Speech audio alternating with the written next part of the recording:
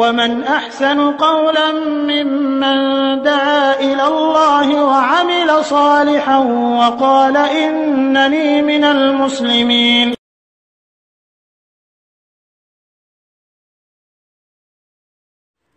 আলহামদুলিল্লাহ ওয়াসসালাতু ওয়াসসালামু আলা রাসূলিল্লাহ।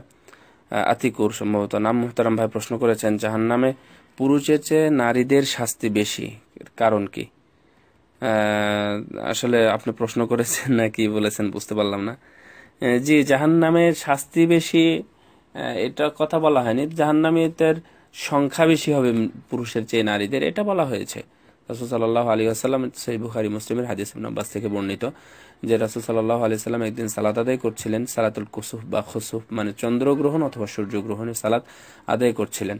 তো আদায় করার অবস্থাতে উনি ইমাম, তার মানে তো এই মধ্যে করা অবস্থাতে উনি সামনে গেলেন, মানে সালাত আদায় করতেছেন অথচ সামনে হেঁটে চলে গেলেন একটু সামনের দিকে। তো আবার কিছুক্ষণ পরে আবার খুব দ্রুত পিছনে আসলেন, আবার সামনের দিকে গেলেন। তো এরকম করেছিলেন। জিজ্ঞাসা করলেন সাহাবীগণ, যে রাসূলুল্লাহ, আমরা তো এমনটা কোনোদিন দেখিনি, সালাত অবস্থা আপনি এমন সামনে যান পিছনে যান।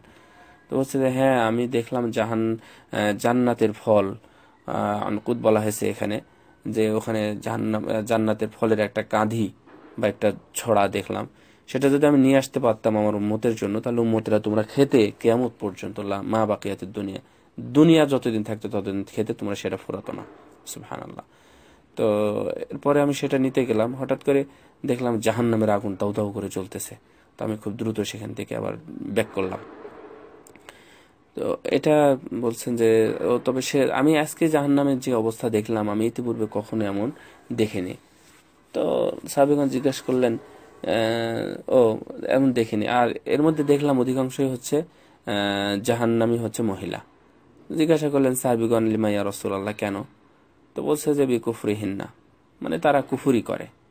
তো বলছে ইয়াকফুরুনা বিল্লাহ ইয়াকফুরুনাল্লাহ ওয়া রাসূলা, তারা কি আল্লাহ এবং আল্লাহ রাসূলকে অস্বীকার করে, কুফরি করে?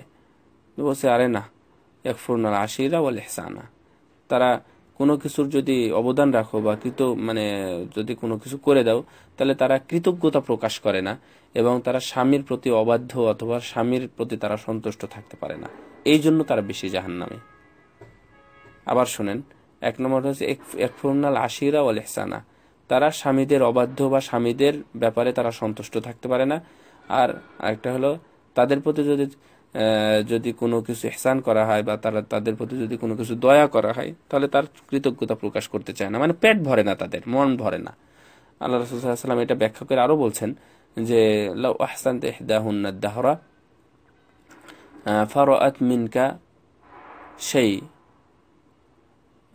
তুমি তাদেরকে যুগ যুগ ধরে তাদের খেদমত করে আসতেছো, তাদেরকে ভরণ পোষণ বা ইত্যাদি সব সুবিধা তুমি তাদেরকে দিয়ে আসতেছো, অতঃপর তোমার কাছ থেকে এমন কিছু পেলো যেটা তার কাছে খারাপ লেগেছে, বা এটা ছোট্টই ছিল, সেই এমন ছোট্ট কিছু পেলো, তখন বলবে যে মা রাআইতু খায়রাম মা রাআইতু মিনকা খায়রান কত্তু, আমি তোমার কাছ থেকে কোনোদিনই ভালো কিছু পাইনি। এই যে একটা কথা তারা বলে দেয়, এর মাধ্যমে তাদের জাহান্নামের মানে স্থানটা মানে যেন খুব জ্বলে ওঠে, এবং জাহান্নামে যাওয়ার কারণ এটা একটা যোগ হয় তাদের।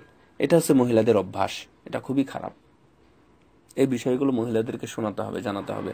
হক করে একটা শাড়ি আনতে বলেছেন আপনি, মানে সরি, আপনাকে বললো শাড়ি আনতে, আপনি শাড়ি নিয়ে আসলেন, খুব ভালো হয়েছে, পছন্দ হয়েছে, তার ইচ্ছা ছিল ঈদের মধ্যে শাড়ি পরবে 2000 টাকা দামের। তো একসময় দাম কোনোভাবে কৌশলে শুনেই ফেললো, বললেন যে এটার দাম নিয়েছে হচ্ছে 1200 টাকা। তখন মানে সে একসময় বলে দেবে যে আসলে তুমি আমার কোনোদিন ইচ্ছাটা পূরণ করো না। এটা হচ্ছে মহিলাদের অভ্যাস, এটা হচ্ছে মহিলাদের। কিন্তু যারা এই কথাটা যারা জানে, যে সকল মহিলারা, হয়তো তারা এখান থেকে একটু বেঁচে থাকার চেষ্টা করবে, যে এই কথার মাধ্যমে তাদের হতে পারে জাহান্নামে যাওয়ার এটা একটা কারণ, এই ছোট্ট একটা কথার মাধ্যমে। সুতরাং এবং একসময় বলেই দিবে মানে যে তোমার কাছ থেকে আমি কোনোদিনই কিছু পাইনি, এই ধরনের কথা তাদের কাছে খুব সহজ। এই ধরনের কারণে হয়তো তারা জাহান্নামে বেশি যাবে। আর এমনিতেও মহিলারা দিনের ব্যাপারে সহজ অধ্যায় তাদের জন্য রাখা আছে বটে, কিন্তু তারা মানে গালি গালাজ এবং তারা ঝগড়া, পর্দা, বেহায়াপনা, এদিক থেকে মহিলারা একটু বেশি এগিয়ে, এই জন্য তারা মানে জাহান্নামে বেশি যাবে আর কি। আল্লাহ আমাদেরকে হেফাজত করুন। ওয়া ইয়াযু বিল্লাহ।